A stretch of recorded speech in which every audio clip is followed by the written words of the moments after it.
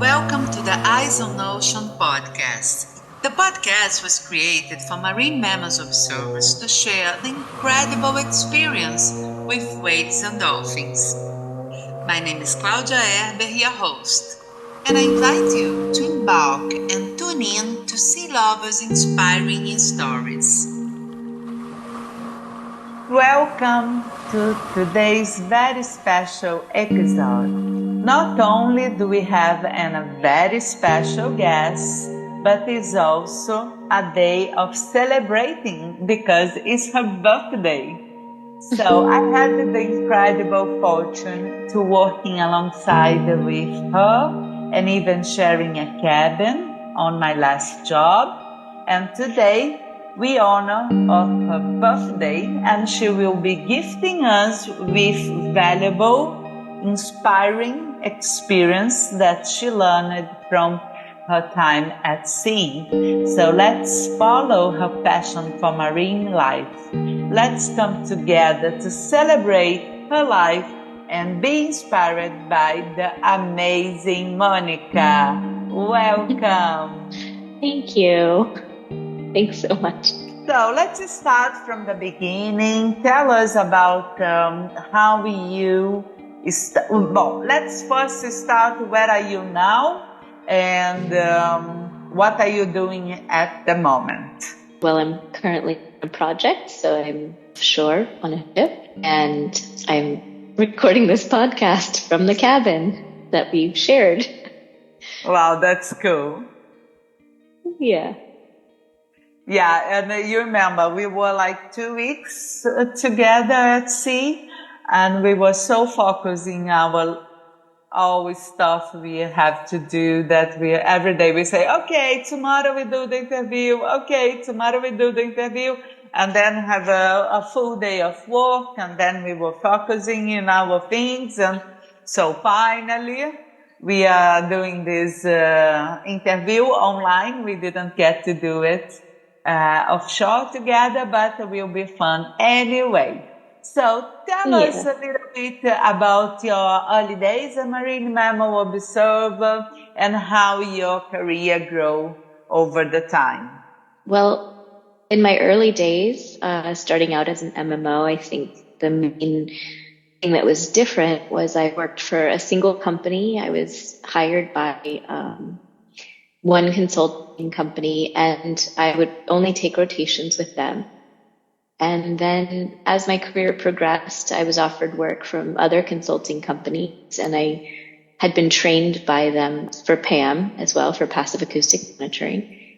And so I had more opportunities, and the work wasn't as steady with them anymore. So I started expanding and just being able to take jobs where I wanted in different locations in the world and having a bit more of a competitive pay rate. It was more what was available early on. And then as I progressed, I kind of started making decisions about which jobs I would take based on who I was going to be working with. Since I made relationships with other MMOs, I knew we got along. I knew they were good people to work with, good people to live with on board. And as well as the situation, did I want to do a lead role? Did I have the bandwidth in my life at that moment to accept those types of positions? Initially, when I got to the point where I was being offered lead roles, I would just accept them without any thought of not doing them. And then I just realized going forward that sometimes with what's going on land or responsibilities that I have, other pursuits, educational pursuits that I might be doing simultaneously, that might not be quite as easy to do a lead role at the same time. So I prefer to do a support role. So I think that's been something, looking out for my own needs, is something I learned how to do later on in my career and more recently. Yes, I think you are very clever on that, because sometimes we take the chance. I know I want to be lead, I want to do this and that, but sometimes we don't really have the time. It can be intern time, or can be just because you are doing a course as you are now. So it's important to find out this balance of what you want to do and what you can really do. But tell me a little bit about how you became a marine biologist. more about your early days and why marine mammals? Well, I grew up in Florida, just a few minutes from the sea, and we moved from Maryland, which was also close to the ocean, but I didn't really have much memories of that ocean side. It was more once we got to Florida, and I grew up going to the beach all the time. I would go to the aquarium, the local aquarium, the Clearwater Marine Aquarium, which became very famous later on because of a film based off of a dolphin that was rescued from a stranding that lost its tail. And then they rescued it, created a fake tail for it, and then there was a Hollywood film made about the whole story. But in the early days, when that aquarium was very kind of young in its existence, I would go there as a kid with my mom and my brother, and we would look at all the sea life. And they had a rescued dolphin there that had also been stranded. This was previous to the one later on. And he couldn't be released into the wild. It was determined because he was too injured. He was blind, and I guess they had determined that he wouldn't be able to survive. So they kept him for educational purposes, and he passed away. Gosh, when I was in my I think I'd already left and gone to California by the time he passed away. So he lived there a long time. And so I became part of their summer programs. I would go out on the boats with them and collecting little bits of marine life and looking at it and studying it. But of course, the dolphins always captured my interest because they were these mammals, the air breathing, milk producing animals that were like us, but yet they lived in this environment that was completely different, and they made these amazing sounds, and the way that they had to communicate was completely different. And so it was just something that I found fascinating. And I also grew up in a time period where there was a show called Flipper that was on, and it was about a dolphin that My time was also. friends. Yeah, was friends with this boy, and it was based in Florida. And so I loved the show, of course. And so I ended up at like the age of 7 finding a book in the library because I was an avid reader. I found the book of the trainer of that dolphin. I thought was just one dolphin. And upon reading the book, I was mortified because I found out that actually it was about, I think, 36 flippers over the years, and many of them a very terrible fate. They were wild captured dolphins, and they got really depressed. They would exhibit, kind of signs of depression and sickness. And when they would do a necropsy on them, they wouldn't find anything wrong with them. And so the trainer himself started looking into these sorts of things, and he kind of came to the conclusion that they might have actually been killing themselves because they are voluntary breathers. Unlike us, if we pass out, we're going to keep breathing. But if they can actually make themselves stop breathing, and they can pass away that way. So when he saw the way that they were kind of listless and everything, he saw, and then they would pass away. It seemed to him like they were killing themselves, which of course is like a 7-year-old. You take this sort of magical story and you realize that, wow, they're a very social animal, and they're being separated from their pods and then being, forced to quote act or, do these training things. And so I just felt like, well, we need to understand them a bit more so that we can, live with them and not exploit them, but be able to enjoy them in ways that are beneficial to us, but also beneficial to them. Because, I forget who said it, the quote, but I'm very bad with this, but something like you can only protect what you know. And, me being close to the ocean and growing up next to it and having it to be such a tangible thing, then yes, of course I wanted to protect it. But there are so many people in the world that live far away from the ocean. They have no connection to it, or so they think. And then, and actually they do have a connection to it. The rivers run into the ocean. What their behavior does, it affects the ocean. And so, for me, it was very tangible, and I just wanted to study it. And so I tried to be involved in any way possible. I ended up later on as a teenager volunteering at that aquarium. I tried out for their Wow, stranding cool. team, but I didn't make the stranding team.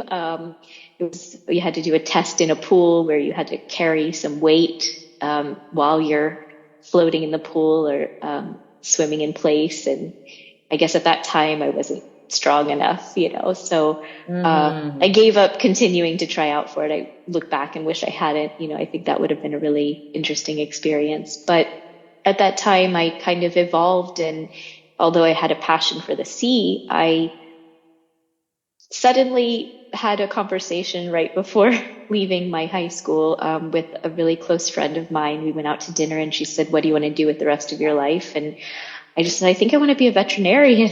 you know, I thought Hmm. medicine is so interesting because of the diagnostic aspect. It's like solving a mystery. And that was fascinating to me. And I thought, well, I don't really want to become a small animal specialist. I'd like to be the person out there, the veterinarian that's helping do research on dolphins or whales or wild animals of some sort, and contributing in that way. But yeah, I kind of switched gears suddenly and started getting into veterinary medicine and just taking roles. I took a job as a veterinary technician and learned all of the, blood draw, all of the laboratory processing, taking x-rays, everything that was part of, being a part of that side of medicine. And, and then after many years in the field, and while I was working and going to school, to university, putting myself through university, I realized that it was a bit too much, it was too sad too many times. And Hmm. I realized, I can take cats and dogs home with me and rescue them, but I can't take a dolphin home, if we're out there in the ocean and, it needs to be Hmm. euthanized. It's just going to make me sad. So I just felt like maybe I need to find something that is going to be fulfilling and I'm going to be helping nature and animals in some way without taking on the sort of emotional burden. And that led me to ecology because I was taking courses for pre-med at the time, but also ecology courses. And I found those to be really interesting. And I looked at, protecting entire systems and understanding, studying the entire system, how the animals interact with each other, how they interact with other species and their environment and the behavior, and kind of seeing that that might be an avenue of being able to protect them if you understand all of those connections and all of those relationships. So I took a job at a park that happened to be next to the ocean. It was an estuary in San Diego near the sea, and I discovered GIS at the time. So I ended up making the map for the park itself, and as far as I understand, it's still displayed there in the nature center. We worked directly Wow. with the animals there, and sort of educated visitors. I had done things with, volunteered with the zoos and Project Wildlife, which is a rescue for wild animals. And so I'd use my sort of veterinary skills and my animal care skills in that way. But being so close to the sea and staring out at it and seeing these megapods going north along the coast and learning how to surf, being out there surfing and having dolphins jumping around and watching them mate sometimes and, just watching them in their environment acting like dolphins and doing the behaviors that they do, it incited me to kind of get back into something more marine related. And by happenstance, a friend of a friend told me about, hey, my company's hiring for an MMO role. Would you be interested? And when I read what the role was, I thought, yes, this is perfect. This is the perfect transition. I can get back into my passion for marine mammals and do something to help them in some way. So that's how I wound up taking my first MMO PAM job. But yeah, it's kind of come full circle. And Yes, and it's a bit like to be in the right place with the right people in the right moment. Then you get this like a message and wow, this can be something. and then suddenly you change all your life. But in one way, I believe all this background with small animals, the veterinary, gives you this a better understanding of the whole system, and you being into medicine and you are in conservation, and they are related because what we try to do with conservation in the end of the day is to cure the ocean in one way. So I believe we are kind of doctors of the marine mammals, you know. I mean, we try to don't let them sick because of the industry. So we work for the health of the ocean somehow. I believe so. Yeah, definitely. And I think we also, I mean, everything in science that we haven't discovered is a mystery. So it is part of sort of collecting all the data to put the pieces together and solve the mystery of how do these systems work together? How is this behavior influencing this species or between two different species, and are our own activities influencing these species? Because now we understand bits of how they work, how they breed, how they live, and then we can understand better how the work that we do, you know, in the ocean or near the ocean, how that sound affects them, how any type of injection of human work or presence can contribute to them being possibly disturbed or injured in some way. And so that in and of itself is kind of, it is a little bit full circle, because you have to understand a bit about, well, what causes stress levels? How do we measure those stress levels? You know, part of some of the field work I've done has to do with taking biopsy samples to look at isotopes, and, you know, taking behavioral samples. And because I've volunteered in my off time, the other thing that MMO work has done is you work in chunks of time, and then during the time period that you're not working, you have several weeks to, you know, depending on how quickly you take a rotation, you can have up to a couple of months to just pursue something that you want to do, that you don't necessarily need to be paid to do. So I've been able to find different experiences where I've been able to assist people who are doing the research on these animals, on bottlenose dolphins, on certain very specific behaviors of hunting in Florida and how they round up the fish, and, you know, linking it to an acoustic cue, and then being able to see in the south of Chile how these three different species that one of them is rarely seen and very elusive, you know, to get to see it in person and to get to watch the behaviors of two other species that are very specific in their acoustic signature. They have these narrowband high frequency clicks. And so being able to go and, you know, have those experiences without having to worry about, well, I'm not getting a paycheck because I have my other career. I have my career that I'm being paid to do. It's really nice to give me some freedom. But I think at the end of the day, as much as I have enjoyed my MMO life, I long for being able to answer the questions that I have about these different species. You know, I want to be the one who gets to ask the questions and be able to collect the data to answer them. So, but it's yeah, you have definitely been scientific an mind. evolution. Yes, I think you have, and I think it's also very important. I mean, I think for me it was a difference to be with you on board because you have questions. It's not only doing what you need to do, but it's also to use this experience and your knowledge and make questions about what have you seen and what can be in the future and how can you help to improve science, because many people that are working as animals, they go, they do their job and they are happy with that. But I see you as a scientist in that way, because you are not happy only with the work done.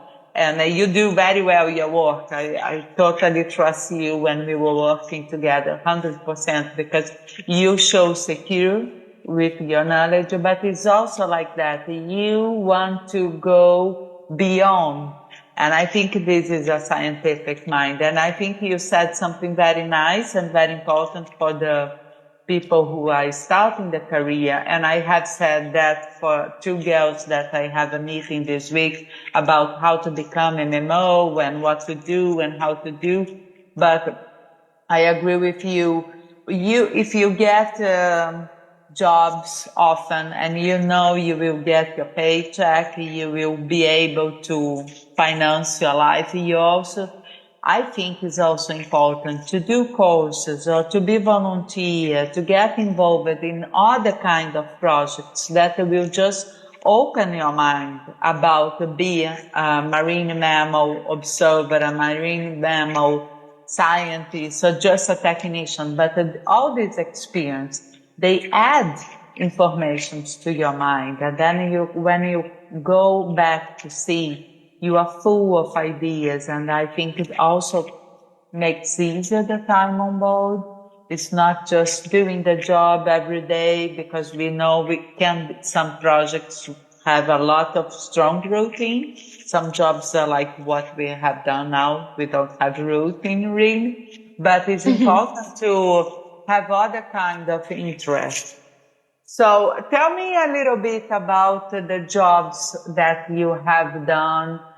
What do you think are the most interesting and why? Oh, that's really difficult. I mean, I feel lucky to have kind of done a wide variety of different jobs in terms of um, if you're speaking just offshore, we have different types of surveys. And Mm-hmm. so getting to be a part of a survey that has to do with construction offshore there was a large shipping boat. It was a car carrier that overturned, and it had to be cut up into pieces. So there was some noise monitoring to create this giant saw, and it Wow, was that is monitoring. interesting. The Yeah, I was. commissioning of the vessel. Well, yeah, No, it's well, more like the commissioning and cutting. moving it Yeah. completely. Yeah. And so they had to special make this giant saw, which was amazing to see, just the engineering of everything. But then, of course, they were monitoring for the noise levels, not to exceed a certain threshold, as well as monitoring for dolphins in the area. And it was something where there were dolphins around there, but not while I was monitoring, thankfully.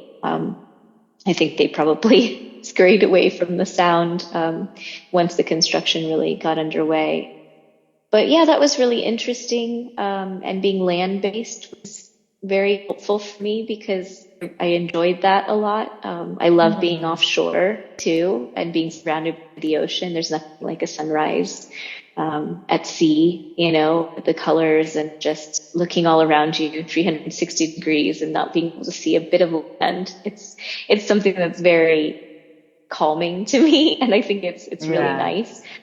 Um, so definitely having that experience is great. But I think I was really fortunate. I think people that I tell this to who are MMOs just think I'm completely spoiled because my first trip offshore was to the Falkland Islands or off the Falkland Wow. Islands in the Southern Ocean during the summer, the austral summertime. So December, January, and then later on, getting into fall in May to June. But it was just incredible. I mean, I got to see every species that you can imagine. I ticked many animals off of my bucket list on that trip, and I left there thinking, oh my gosh, I could be happy if I died now. It would be okay. It would be worth it all.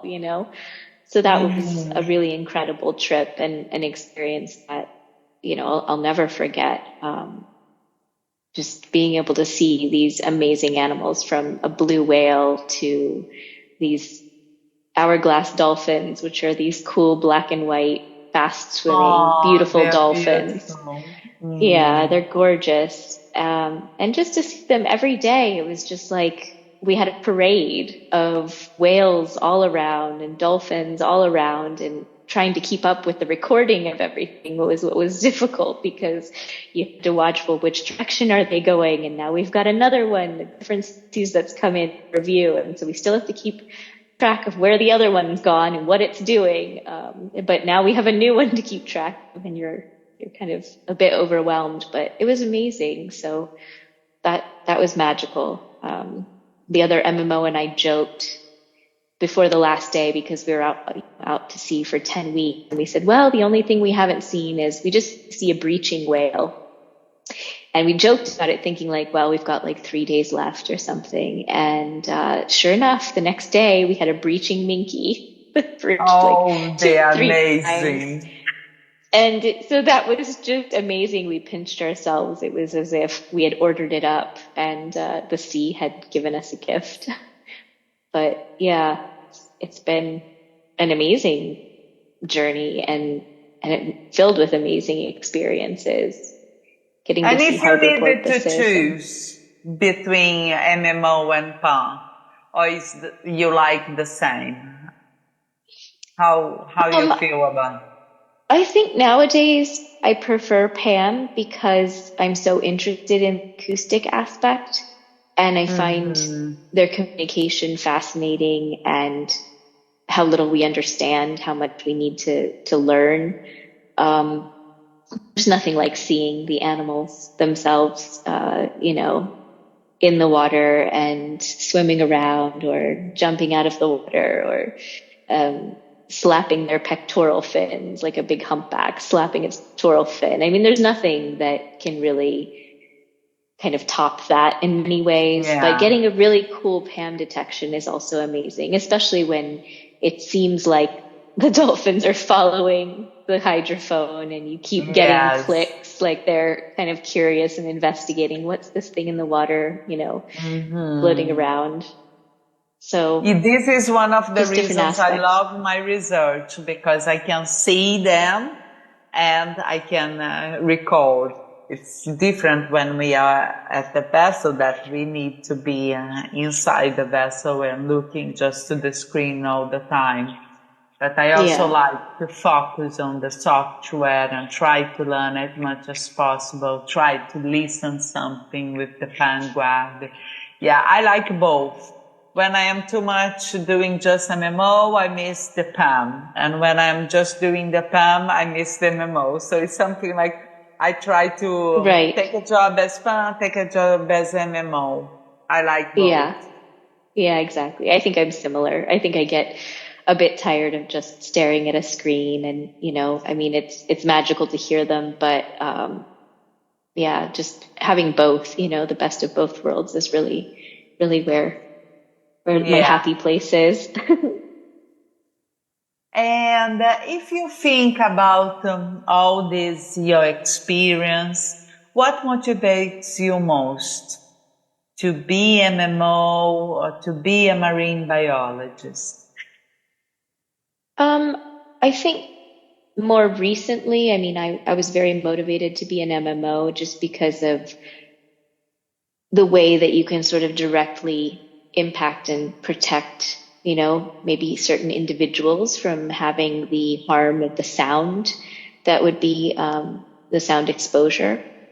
But as time has gone on, and I've been in the field a long time, there's so many questions that I have that I want to answer, that I find myself more drawn to research and being able to get to a place where I'm actually in the field, being able to answer the questions, by collecting the kind of data that I want to collect.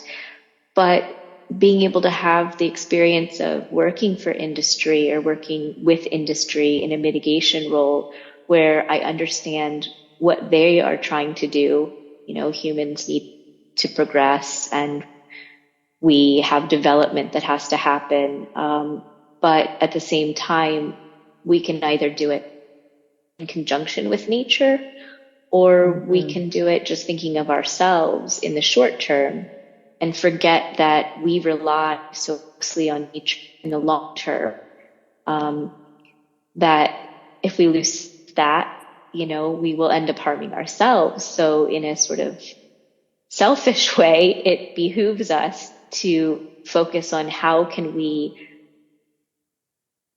develop ourselves and put things in the ocean, work with the ocean, but at the same time try to protect it so that in the end we're all protected. And so I think now I have a different perspective.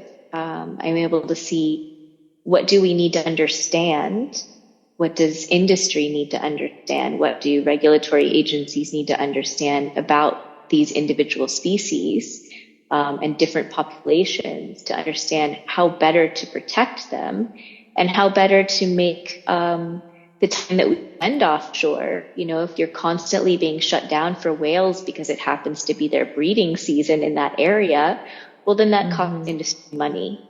And so with that information, you can just have industry say, well, we'll save money by doing it at a different time of year when the weather's still good, but there's less whales around, less dolphins around, and they've moved out of the area because they're following the food. And so then both sides win, and those are the types of things, that type of information that I feel like everybody is kind of getting to the point where they're looking to understand things a bit better and a bit more deeply, so we can create regulations that are protective, but that also inform industry so that they can continue doing what they need to do. With a better planning and less impact. Right. Better planning, more efficiency. I love efficiency. So, it just seems like the way to go. So I totally agree. I think we are the generation that is really started the database, and now what we will do with all this information. So it's very important to use all this information that we are collecting on board every vessel that have MMO, not only just write down the final reports and give to the companies to get a new license. So it's important we make this information useful for a really a good marine mammal conservation. It's very important. Maybe it's something for you to think for your research, because you have so much experience with that. So it can be. Yeah, the interesting thing is we're out there for so many hours, and collecting this data, and it seems so sad that a lot of it isn't really used in conjunction with science, where researchers aren't really having that direct access to the data to be able to. I think NOAA nowadays is doing a bit more with the data with BOEM, that's a regulatory agency in the US.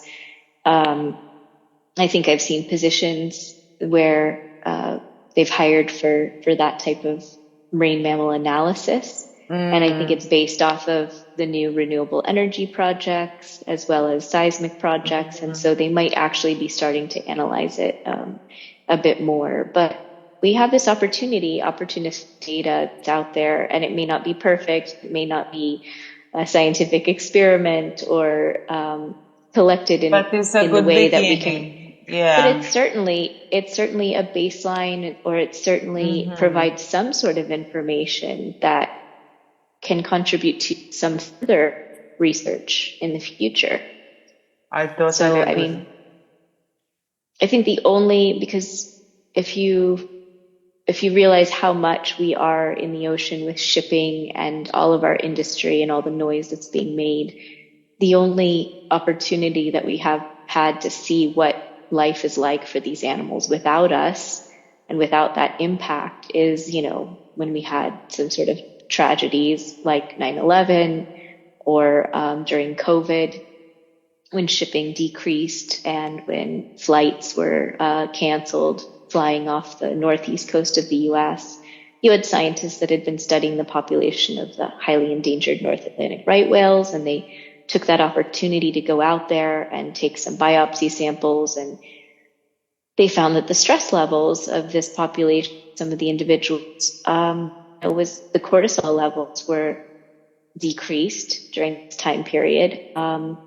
And then when the noise came back, it was up again. So that gave us a bit of information about, hey, all this noise that we're injecting in the ocean is causing some level of stress for these animals. And how is that impacting their breeding? There's only 300 and like the mid 300s left in the wild. And they were a hunted species for many years. And now we're trying to protect them, but we have renewable energy going in there. And so it's the balance of how do we cope with being able to continue our progress as well as protect species that need protecting, in these various ways. And what is the best way to go about doing that? The how and when, where. I just think that the data that we collect, the opportunistic data, is going to do a lot of good for that. And I think even some newer companies have installed acoustic recording devices. When they put in the turbine, they've agreed to work with universities in the Northeast and install acoustic recording devices to provide more data, more scientific data. So there is a relationship that's happening. We are progressing in that way where industry and science are starting to cooperate because they're understanding that this benefits both of them. So, a better that is nice to understanding see. and a better technology to make Exactly. happen. I think Exactly. so. This is I think we are also in this disruption of technology in terms of acoustics because 40 years ago was everything very expensive, very rudimentary.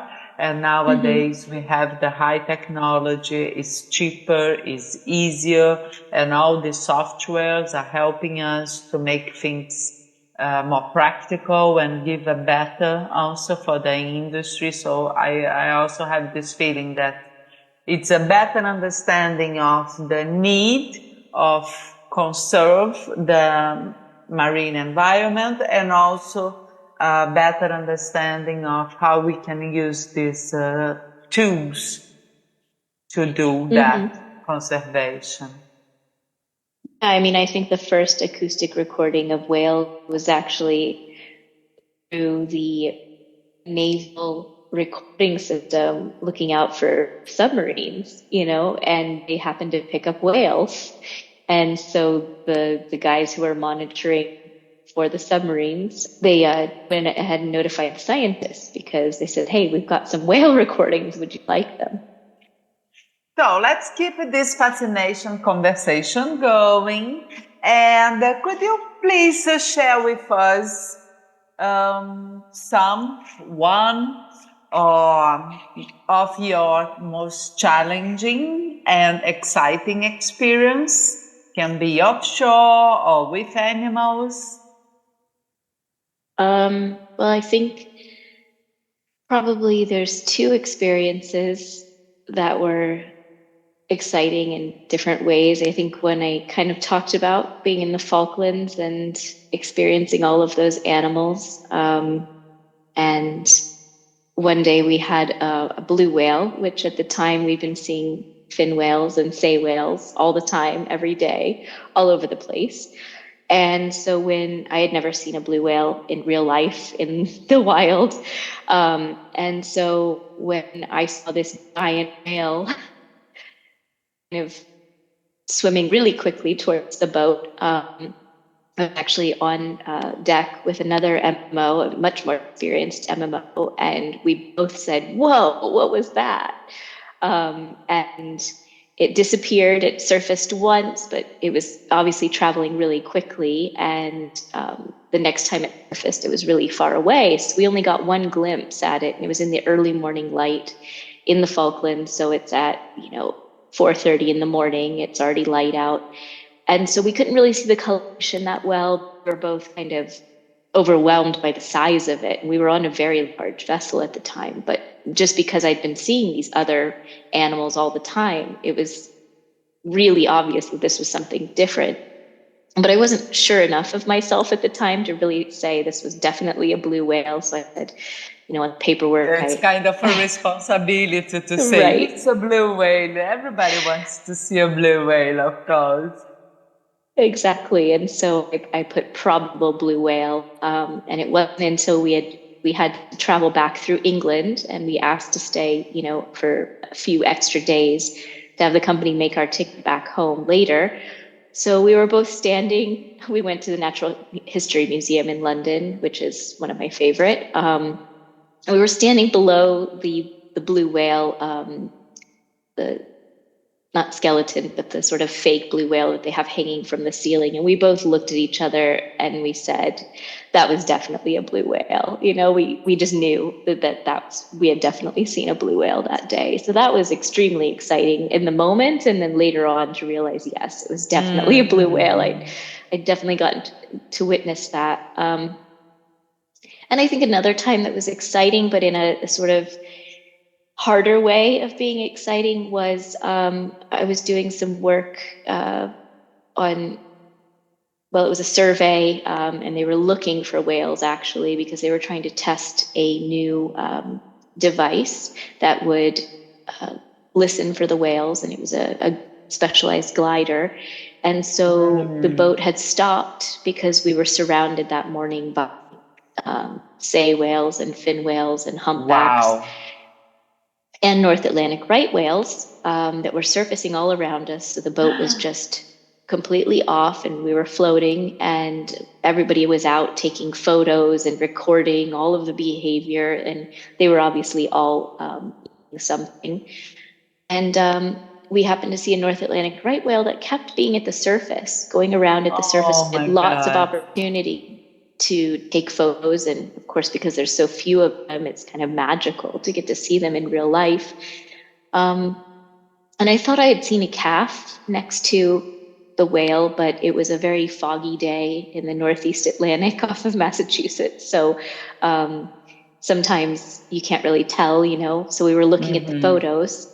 And as I was looking at the photos that I'd just taken, I realized there was some rope entangled in the baleen of the whale. And immediately that elicits the stranding response. You have to start doing paperwork, you have to call the hotline. So I immediately did all of that. And they called me back and had a conversation about, okay, where was she? Was a calf with her? And one of the other MMOs, meanwhile, had taken a photo that showed a calf was with her. And so we were able to give them the information. And this happened to be a very famous whale that they had started a disentanglement because she had gotten entangled on some fishing rope. And they had I'm so actually sad. they had gone in and they had cut off most of the rope, but they weren't able to completely disentangle her. And so they were actually looking, they wanted to keep sight of where she was, and so they could follow her. But the next time they saw her, she had a calf with her. So they were waiting for the calf to be old enough so that they could get close to her without possibly separating mother and calf, because they're very dependent on their mothers. And if they get separated, then they can possibly get lost and, of course, perish.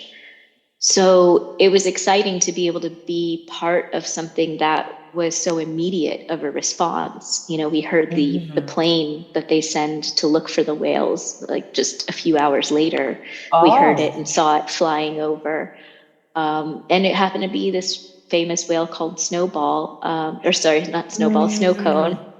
And she, she was spotted later, but unfortunately, she ended up being spotted later without her calf, and then later on they found her that she had passed away. So it was very sad. It was a sad story at the end of it, but in the moment where we were actually able to take action, and I was the one who kind of spotted the rope, it felt exciting to be able to make a difference in that moment and possibly, get her closer to rescue.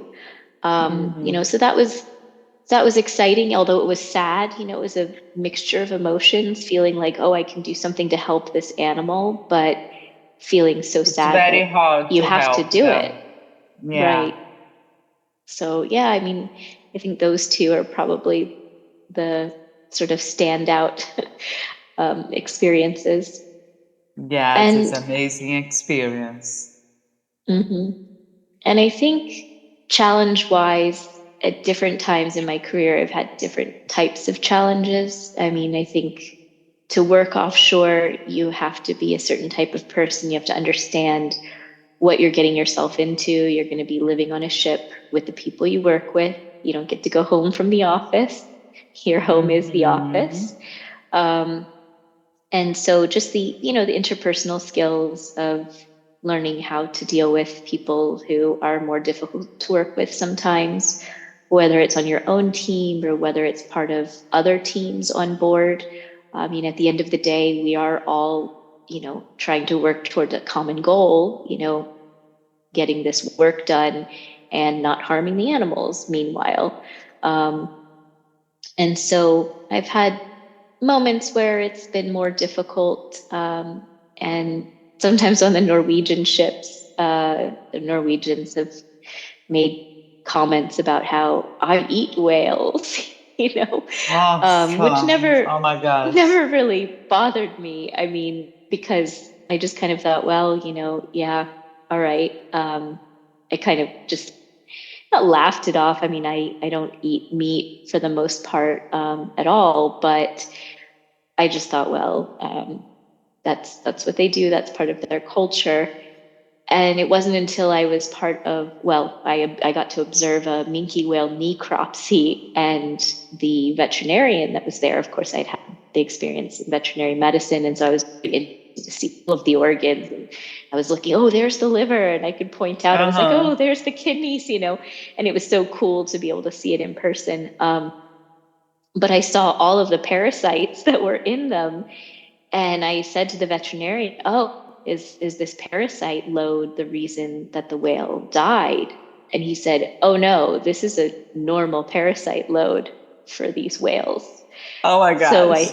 I kind of laughed to myself, and I thought, well, when the Norwegians start talking about how they eat whale, I'll at least have a comeback to say, like, well, that's okay. You can eat them. I'm not interested in eating loads of parasites.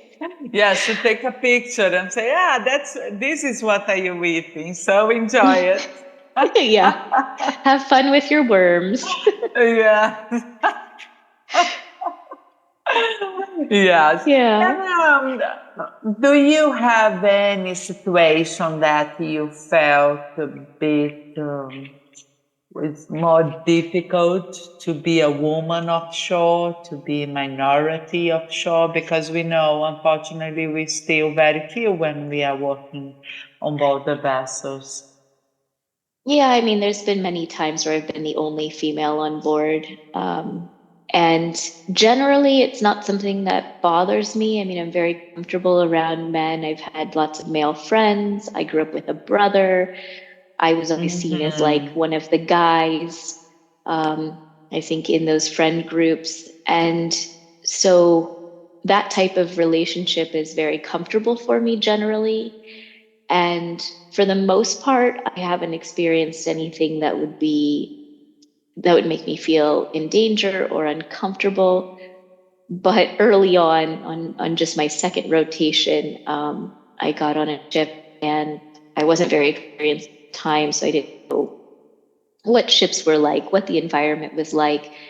And that ship that I got on had STD posters on the walls. And I thought, well, that's Hmm. kind of strange. But I thought, well, I'm new to this job. Maybe the ship that I had been on previously was just not the same, a brand new, beautiful ship. And this was older, kind of rickety, smaller vessel. And so I thought, okay, maybe it's very normal for that type of vessel, this smaller vessel. But the captain on there was a bit strange. He would try to feed me desserts when I was on watch on the bridge. He would dance around and play music, which some captains do that. Even some first officers, they play music on the bridge, and it makes it for a lighter environment. But he would bring desserts up and then try to feed them directly into my mouth. And Oh I my am, first gosh. of all, Too completely much. uncomfortable with even my romantic partner doing that, let alone some weird stranger. So I, of course, had to kind of, I mean, it's the captain, so you kind of have to laugh, and, you get into the female situation of going into your I'm not threatening mode, and I'm not reacting, but I'm protecting myself and trying to give you the signals that like, no, I'm not interested and I don't want you doing that. And on the same vessel, I had initially, when I got on board, people were coming into my room at night when I was sleeping. I got woken up by the door opening. And when you first get on a Oh ship, my it's God, this is disorienting. really tough. Going to It's your really cabin. disorienting. Yeah. And I mean, Yes. I have accidentally opened the wrong cabin on a boat before, Yes. but when you first get It's on another board and thing. Yeah. you're trying to remember where you go and you turn these corners and everything looks the same. This happened in a way where it was several nights in a row. And I would just wake up and say, hey, somebody's in here, or wrong room, something like that. And then the door would shut. So I never actually saw the person. But it was one of the ships where I was basically one of the only females. I think there was one other female MMO, and the door shut. But it got to the point where I wanted to go ahead and lock my door because Of I just course. thought this is too uncomfortable. I'm not going to be able Stressful. to sleep, in a Yeah. calm manner with this happening. And that's a safety hazard. I mean, if the ship goes down, you're not supposed to have your door locked. They're supposed to be able to get in case you need to be rescued. And so it put me in a position of feeling stressed about, well, if while I'm sleeping something happens to the ship, they're not going to be able to get in and rescue me. But if nothing happens to the ship and I have somebody who seems like they continue to want to try to get into my cabin, and so that was just very uncomfortable. Very And uncomfortable. What happened with me yeah, once was the other MMO. The guy was he was like pursuing her on board. And we were in the last deck, the cabin in the corner, these small cabins they throw the MMOs in. And right. we asked the captain to lock the door. We asked the permission because we were feeling uncomfortable and unsecure there, because if something happened, nobody would hear us. We were so far from everyone. So it's a kind of situation we just suffer because we are females, and that irritates me a lot. Yeah, it's a bit disturbing. It's a bit annoying to have to Yeah. think about those things because it's an extra level of stress, an extra thing to think about. You want to feel safe. You want to feel like you're You comfortable in sleep your environment. well. Yeah. Right. And I mean, it affects your work the next day. If you haven't slept well, then you're not able to perform your tasks as well. And I mean, thankfully, in general, I've had positive experiences and men have behaved as gentlemen. I've made good male friendships, things Yeah, like me that. too. So the majority of the time, I've been very fortunate to not have anything like that happen.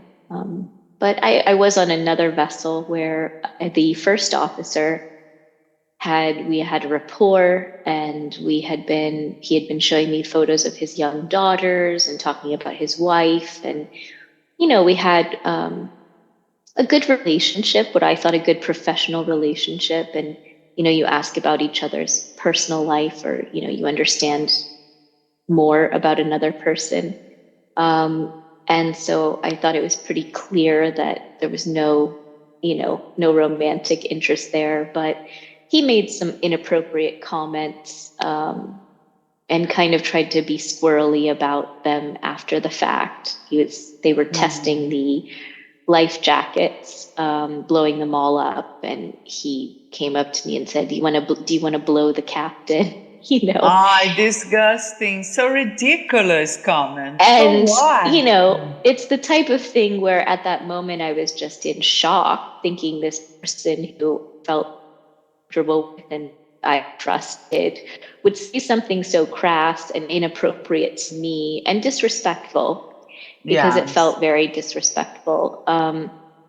That I was just in shock and I didn't really know how to react in the moment other than doing the Hmm. normal thing when that type of thing happens. And to me, the normal thing is you pretend like you didn't hear it or you didn't understand it and laugh it off and walk away.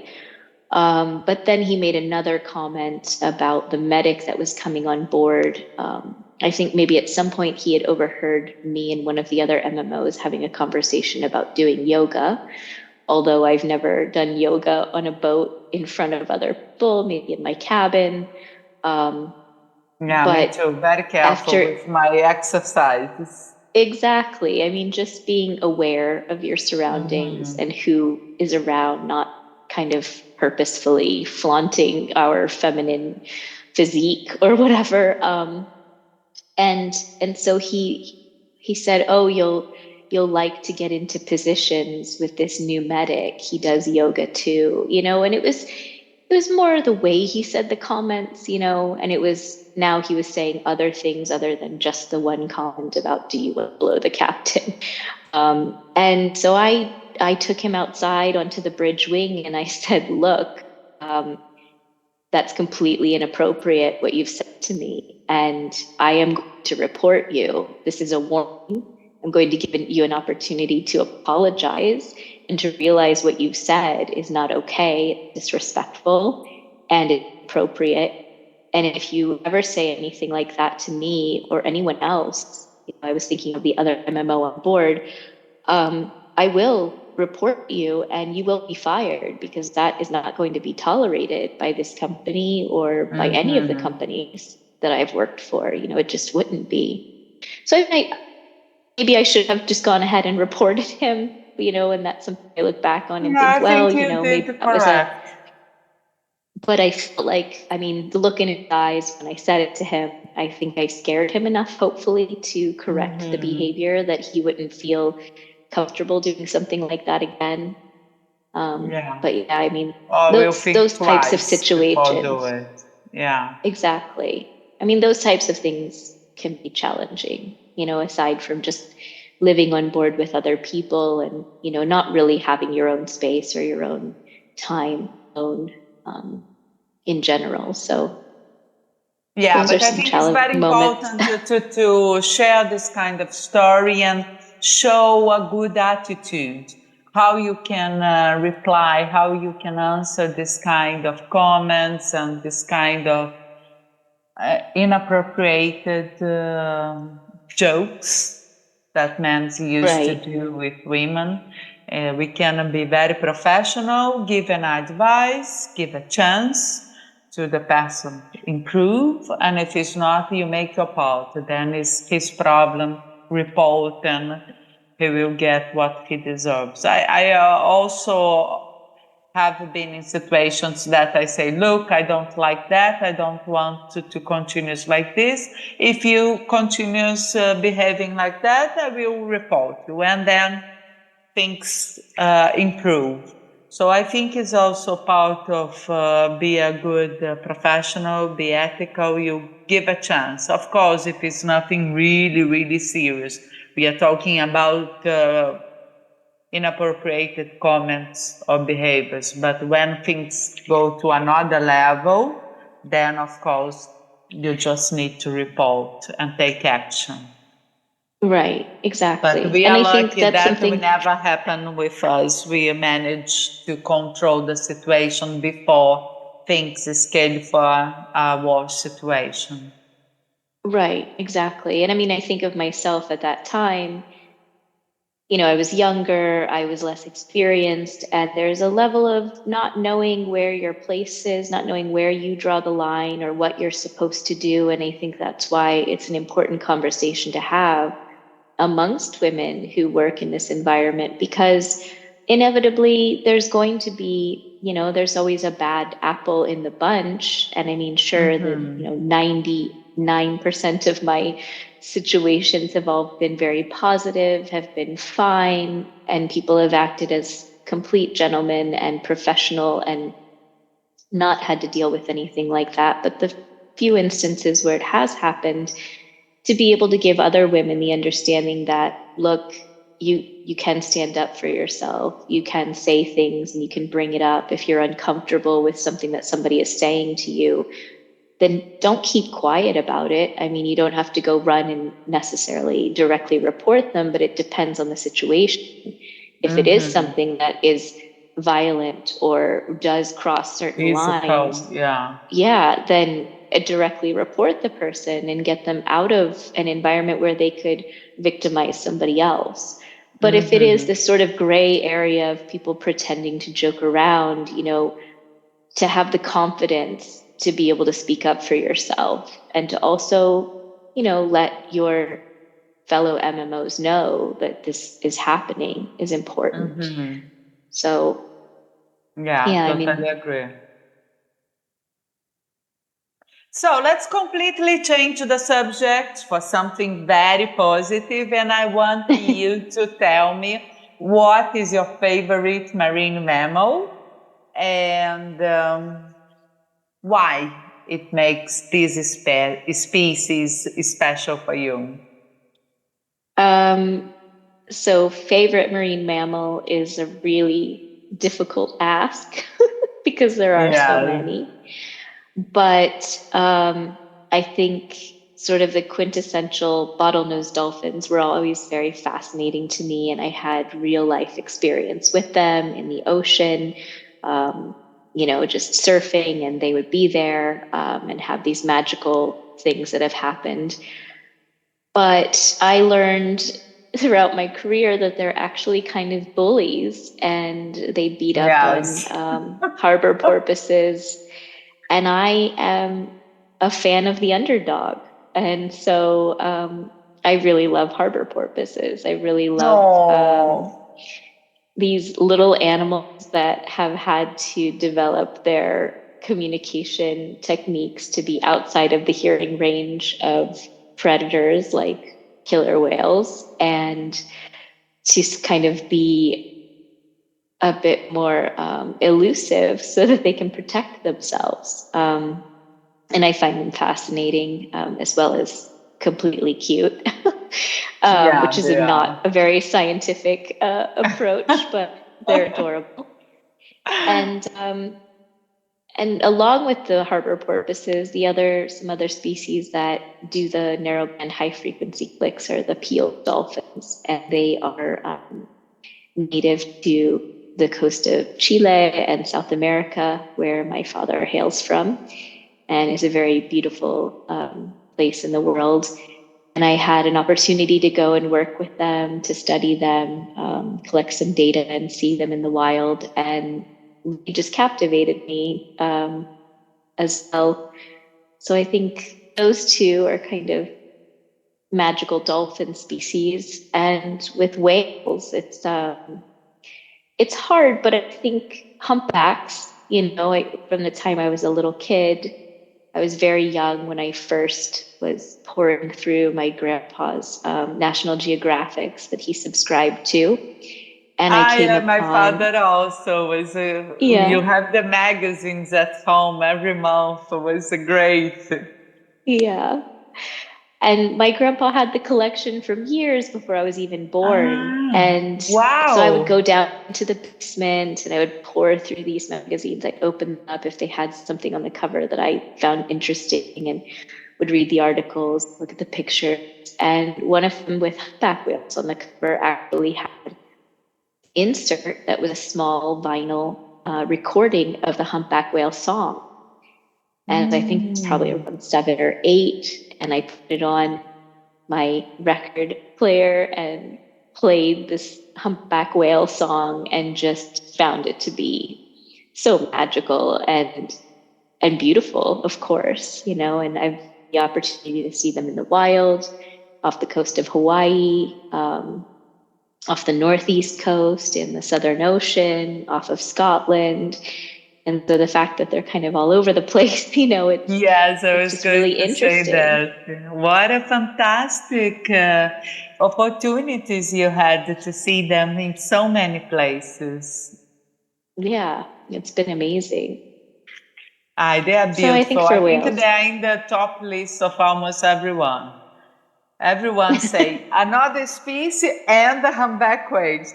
I want to do right. in the end of this second season of the podcast. I will make a ranking, and I'm sure she will be there in the top list. And I'm happy you Definitely. put the harbor porpoise in the list. They are so cute. I love them as well. And even if they are so small and shy, they have this special energy. It's like almost magic because they are very fast on the surface. So when you see you, "Why I want to see it? I want to see it again." So they keep your attention, your Right. focus, because you want to see them and you know it's not easy to see. It's different than a big bottlenose dolphin that for sure if they are around you will see them again. But the harbor porpoise, no, you need to really look for them even if they are close. So it's a kind of Right. magic atmosphere around Yeah. them. They're almost one of those Yeah. animals that I think I've seen in my periphery. Like I've spotted them in my peripheral vision before I've seen them in my forward vision because they're just so quick and, elusive. And then you turn and Yeah. look and then you'll see them surfacing further away. But you've first spotted just the movement, the sort of your brain picks up on this pattern recognition, which is why we can't quite be replaced by machines yet. Totally. When we have an easy survey. It's the harbor porpoise survey inside the fjords of Norway. And there is a totally different way to look at the sea than when we are looking for minks. Because you need to really look down and focus in the small movement in the water. Because of Right. this, is something with the sight, as you Hmm. explain. You really need to be there and look to the right place in the right moment, because if you are not looking there, you probably will not see them again. So it's a kind of training the way to find them. It's interesting for such a small animal. Exactly. Yeah. Well, it's interesting how our brains develop, throughout our career, and you become more attuned to these really tiny differences in a wave pattern, after an animal has surfaced. Even if you didn't see the animal itself, you look in that direction because part of your brain has picked up that there was something different about the surface of the water over there, even if it's, larger seas. Your brain has picked it up, even if you haven't realized that it's picked it up, and you look and then there it surfaces again, So I think I've had that Yes. experience a lot with the harbor porpoises. That's great you say, because I have this feeling when I see a species, it's almost like I know when I see the species again. So, like now, the last job in the North Sea, I saw the beaked whale. The first time I was not sure, but after I took the picture and I recognized all the ID characteristics, every Hmm. time I see them, I knew it was them. Of course, they are very special animals, the way they blow, the way they move, but is this what you said? It's like the brain memorize the species and then you recognize when you see it again. It's Exactly. yeah, very interesting. Exactly. And in terms of personal feelings, what does the ocean mean to you? The ocean to me, it kind of it represents home because I've lived so close to the ocean my whole life. So near the sea, pretty much always a drive or a walk to the sea. And when I'm in the sea, I feel very much like myself and connected to it and connected to my own body. I learned how to surf thanks to my ex boyfriend, even though I had tried for a year before I met him. I bought a board and been paddling around, but didn't really know what I was doing, how to read the waves, how to, try to stand up. And even I had the wrong board at first.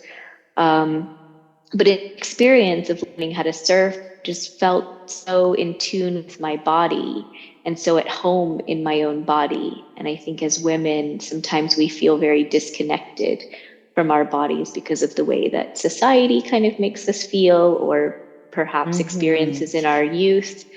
And so for me, getting to feel home in the sea and in my own body, has really been something very good and healing for me.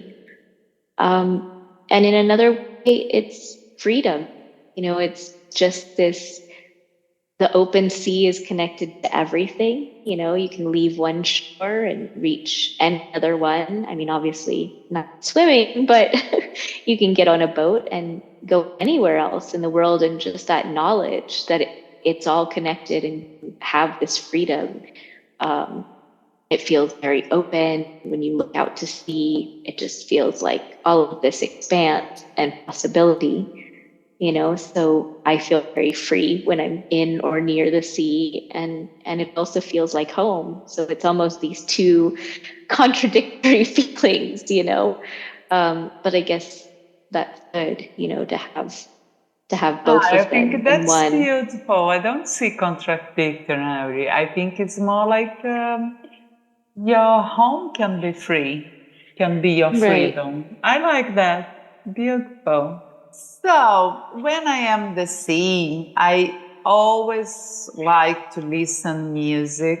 And when I am not in the sea, I also like to listen music that brings me to the sea, to a moment that was special for me. So I really enjoy to learn with the girls who are participating on the podcast. What is your favorite music that you like to listen when you are at sea, or the music that when you are at home brings you the sea? Well, I think it probably depends on my mood. But one of the albums that I listen to a lot at sea and then sometimes many times on land, is the Cure album Standing on a Beach Staring at the Sea, because it has so many of their good songs, one of my favorite songs in one place. And Robert Smith was actually born in a seaside town in England called Blackpool, but I think he moved away at a very young age. Um, and another one would be Swayed by the Sea. It's a bit melancholic, but I've loved it since I was in my sort of younger teen angst years, where I would drive down to the seaside and just stare out at the sea, listening to this song, processing all my feelings, at that age. So maybe that's why, because of the title, as well as, sort of memory of different experiences. And so I think I listen to both of those and many more, when I'm out at sea.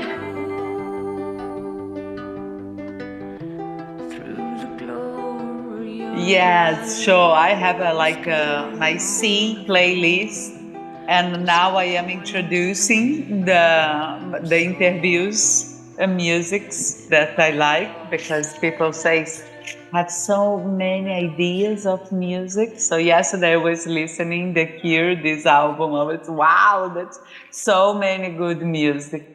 Would you like to give a message, advice, or tips for our audience? Yeah, I mean, I guess the only thing that I can kind of think of is I've always wanted to have kind of a mentor or someone who I could kind of ask questions to, or help me on my path of discovering how I wanted my career to go. And so I feel like if anybody has questions that I might be able to help them out with, even if it means don't do what I did, take another path, because if you do this, then it'll lead you here, and maybe you want something slightly different. Um, then, to reach out. But I think at the end of the day, it's just follow your passion and do the things that you love, because you can make money in many different ways. And if you do something that you love, I think that you find a way to kind of incorporate and be able um, to make some sort of a living with it. So yeah, I think that's all I I can think kind of that's really offer. nice. Thank you. This week I was with two girls who participate on the podcast. They are interns in the one is a research assistant and one is intern there in the research center I am working with.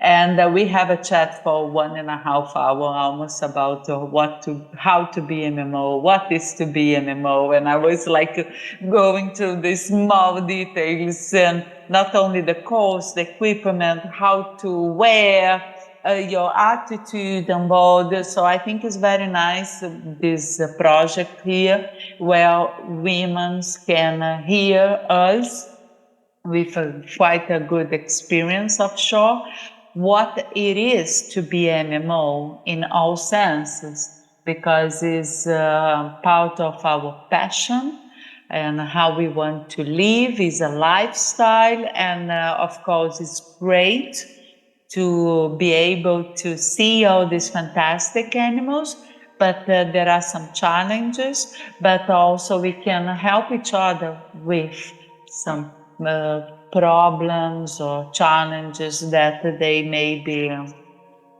go through in the beginning of their career. So thank you so Right. much to share your experience here. I'm sure a lot of people will be inspired by you. Thank you. Thank you for having me on the podcast. It's been really special. No, thank you. And if you have, how people can reach you, contact you? Do you have a website, LinkedIn? I have my LinkedIn. You can search for me under Monica Ancibia, or they can reach me at my email, gismermaid@gmail.com. So it was when I fell in love I with love GIS, that. I created that email address. And my photo on LinkedIn, you don't see my face, but I'm in a red jacket and some impermeable trousers overlooking the sea in Scotland through some binoculars. So that's how you know it's here with the right Monica Arancibia. All right. Thank you so much, Monica. Good luck there with the end of this job. And congratulations for your birthday. Thank you.